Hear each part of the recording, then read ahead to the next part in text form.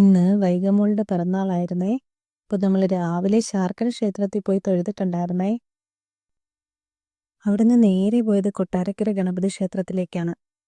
അവിടെ പോയി വേഗം ഒന്ന് തൊഴുതു. കാരണം അമ്പലപ്പുഴയ്ക്ക് പോകാനുള്ളതാണ്. അപ്പോൾ കൊട്ടാരക്കര വന്നിട്ട് ഉണ്ണിയപ്പം വാങ്ങിക്കാതെ എങ്ങനെ പോവും? വേഗം പോയി ഉണ്ണിയപ്പത്തിന് ഷീട്ടാക്കി ഉണ്ണിയപ്പം വാങ്ങിക്കാനുള്ള ഓട്ടമാണ് ഈ കാണുന്നത്. ഇന്ന് കോവിലിൽ വലിയ തിരക്കൊന്നും ഉണ്ടായിരുന്നില്ല. അതുകൊണ്ട് വേഗം ഉണ്ണിയപ്പം കിട്ടി എനിക്ക്. ഉണ്ണിയപ്പം കിട്ടിയ പാടെ ഞാൻ അതുമായിട്ട് നേരെ കാറിലേക്ക് പോയി. ഞാൻ ഫസ്റ്റ് ടൈമാണ് കൊട്ടാരക്കര ഗണപതി ക്ഷേത്രത്തിലേക്ക് വരുന്നത്. നന്നായിട്ട് തൊഴാനും പറ്റി, പ്രസാദവും വാങ്ങിക്കാൻ പറ്റി. അപ്പോൾ വല്ലാത്തൊരു സന്തോഷമായിരുന്നു കേട്ടോ. ഉണ്ണിയപ്പം ഒരു രക്ഷയില്ല, അടിപൊളി ടേസ്റ്റ്, ഒന്നും പറയാനില്ല. നല്ല ചെറിയ ചൂടോടുകൂടി അടിപൊളിയായിരുന്നു കേട്ടോ. അടുത്തത് നമ്മൾ എവിടേക്കാണെന്നറിയാമല്ലോ. ഓം നമോ ഭഗവതേ വാസുദേവായ. എൻ്റെ അമ്പലപ്പുഴ ഉണ്ണിക്കണ്ണൻ്റെ അടുത്തേക്കാണ് എത്തിയിരിക്കുന്നത്. ഇവിടെ എത്തുമ്പോഴത്തേക്കും സമയം ഒരു 11:45 ആയിട്ടുണ്ടായിരുന്നു.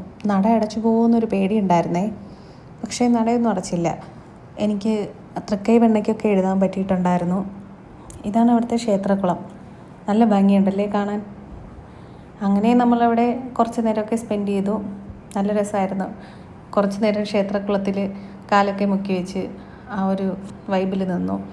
അപ്പോഴേക്കും പോകുന്നത് കണ്ടോ, ഭഗവാനെ നേദിക്കാനുള്ള പാൽപ്പായസമാണ്. അപ്പോൾ ഗുരുവായൂരപ്പൻ അവിടെ ഉണ്ട്. പാൽപ്പായസം കുടിച്ചിട്ട് ഞാനിപ്പോൾ വരാവേ എന്ന് പറഞ്ഞ് ഗുരുവായൂരിൽ നിന്ന് അമ്പലപ്പുഴയ്ക്ക് വന്നിട്ടുണ്ടായിരിക്കും കണ്ണൻ. അവിടെ ഇങ്ങനെ നിൽക്കുമ്പോൾ നമുക്ക് ഭഗവാന്റെ പ്രസൻസ് നന്നായിട്ട് അറിയാൻ പറ്റും.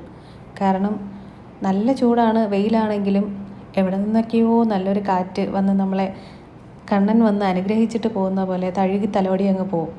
ഞാൻ കുറച്ച് മഞ്ചാടിക്കുരുവൊക്കെ വാരി അവിടെ എങ്ങും വാരി എറിയരുതെന്നൊക്കെ പറഞ്ഞിട്ടുണ്ട് അവിടെ. പിന്നെ ഇതാ തൃക്കൈവെണ്ണ ആയിട്ട് ഞാൻ നിൽക്കുവാണ്. തൃക്കൈവെണ്ണ എനിക്ക് ഫേവറേറ്റാണ്. ഞാനിങ്ങനെ കണ്ടിട്ടേ ഉള്ളൂ, വീഡിയോയിലൊക്കെ കണ്ടിട്ടേ ഉള്ളൂ. ഫസ്റ്റ് ടൈമാണ് അമ്പലപ്പുഴയും വരുന്നത്. അമ്പലപ്പുഴയും വന്നു ഭഗവാന്റെ പൂജയൊക്കെ കണ്ട് നന്നായിട്ട് തൊഴുതു പ്രാർത്ഥിച്ച് ശിവേലിയൊക്കെ കണ്ട് കുറച്ച് നേരം അവിടെ ഇരുന്നു. ഒരു വളരെ മനസ്സമാധാനമുള്ള ഒരു സ്ഥലമാണ് നമുക്ക് അമ്പലപ്പുഴ എന്ന് പറയുമ്പോൾ.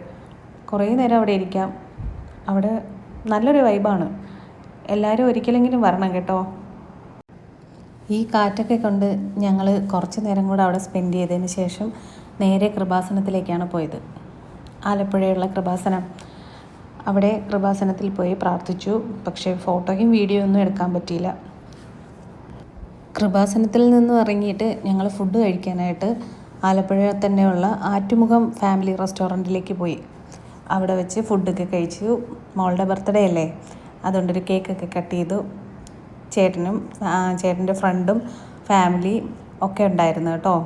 അങ്ങനെ ഒരു ചെറിയ കേക്ക് കട്ട് ചെയ്ത് ഞങ്ങൾ ചെറിയൊരു ആഘോഷമാക്കി ഈ ബർത്ത്ഡേ അങ്ങ് സെലിബ്രേറ്റ് ചെയ്തു.